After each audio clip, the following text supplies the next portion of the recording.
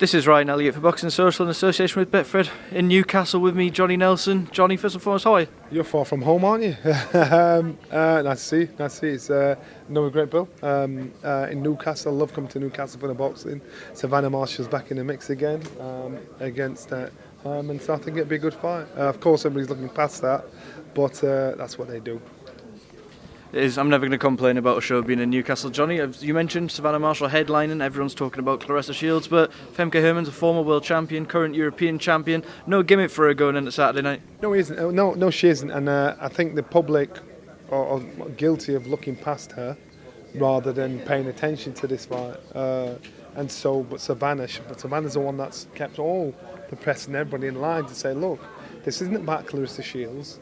This is about me defending my title. I'd be very surprised if Savannah is unprofessional enough to look past her opponent Saturday night. I'd be very surprised if she lost Saturday night, because I think Savannah is probably one of the biggest punchers out there. You look at her record: 11 fights, 9 knockouts, 11 wins. You know, she gets another knockout, she's just gone about her business. She's a good boxer and she's a good puncher. And I don't mean she's just a heavy-handed hitter. She can box and beat you up and then stop you. So again, good on her, good work.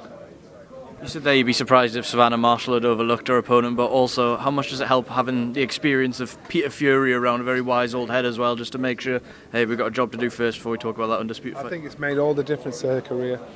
I came up here 8 years ago to Savannah used to be a Sky Scholar, and 8 years ago we came up here and she was shy, she was withdrawn, she just didn't want people on the case.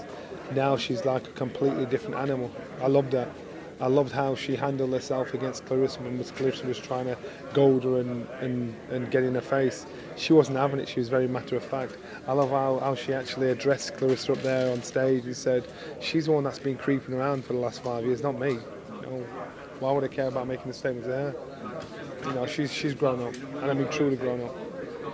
People have been talking about the additional pressure that comes when a fight's signed beyond a fight and it's such a big fight, and you know, we've got Claressa Shields ringside. I think that's the right way for Savannah Marshall to be playing this. She said, I'm not here to impress her, I'm not here to impress anybody, I'm here to win. Yeah, and that's what I'm saying. She's the only one in this room that had that attitude, which is the right attitude. Speaking as the next fighter, it's the right attitude to have.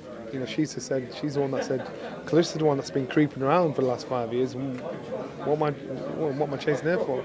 She understands, as far as she's concerned, she's bigger fish than Claressa.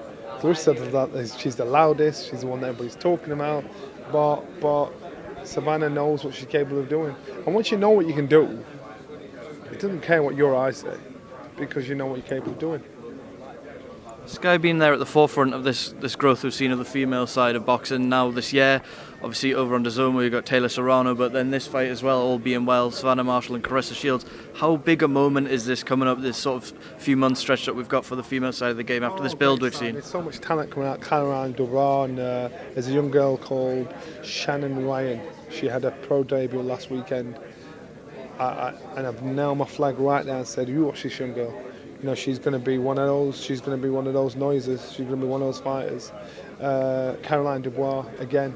You know, this is all headed up by Katie Taylor. You know, she's the one that's really made current modern day female fighters believe they can actually do it. Before that, it was a woman called Barbara Butterick, and she was the original. And she was the one that had to pretend she was a boy, and she had to travel all over the world to get fights. And she's the one that was a trailblazer.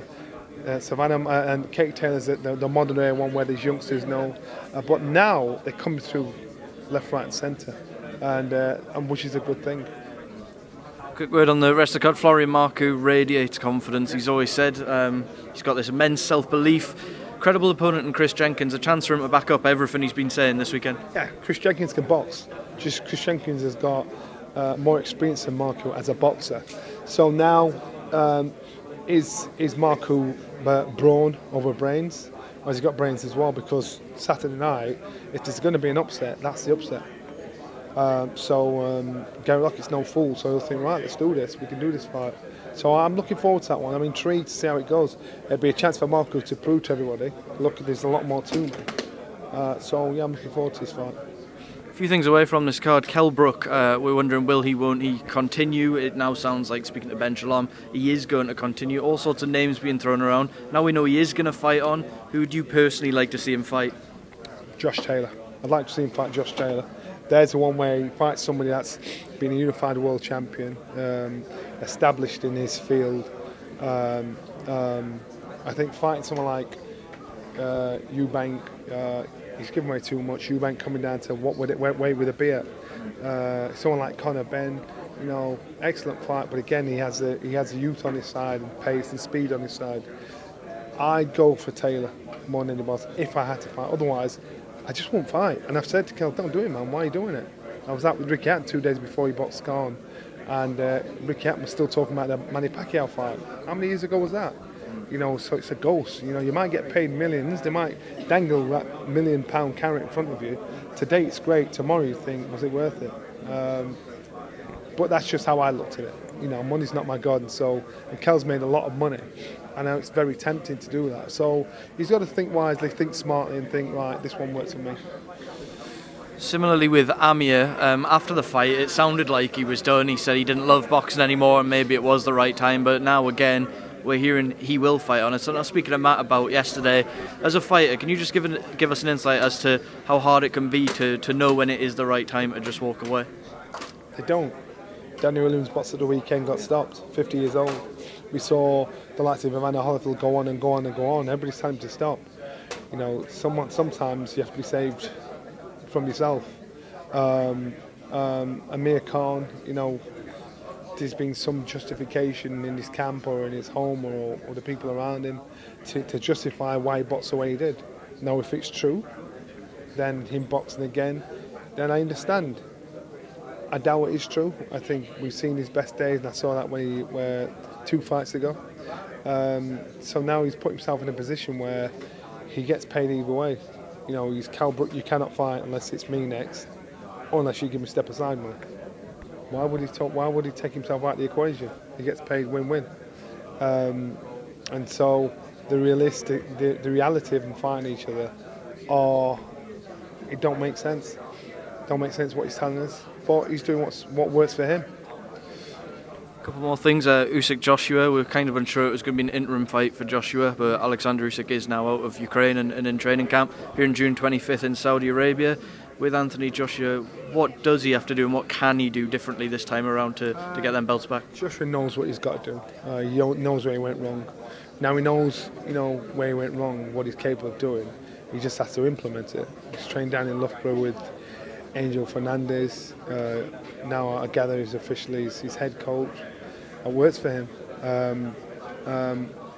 Is it a possible task or an impossible ask? No, it's not impossible. Is it a possibility AJ could become 3-time world heavyweight champion? Very possible. Is the fight a lot harder than the Ruiz rematch? God damn it is. But this is what boxing is about. If I'm not working at the show, I'll be there at the show as a fan, watching the fight. I think Usyk's an unbelievable fighter, and again he's done his job. He's done his job in regards to becoming world champion and after becoming cruiserweight champion. But Anthony Joshua can beat him, but it's just a case of how he deals with it.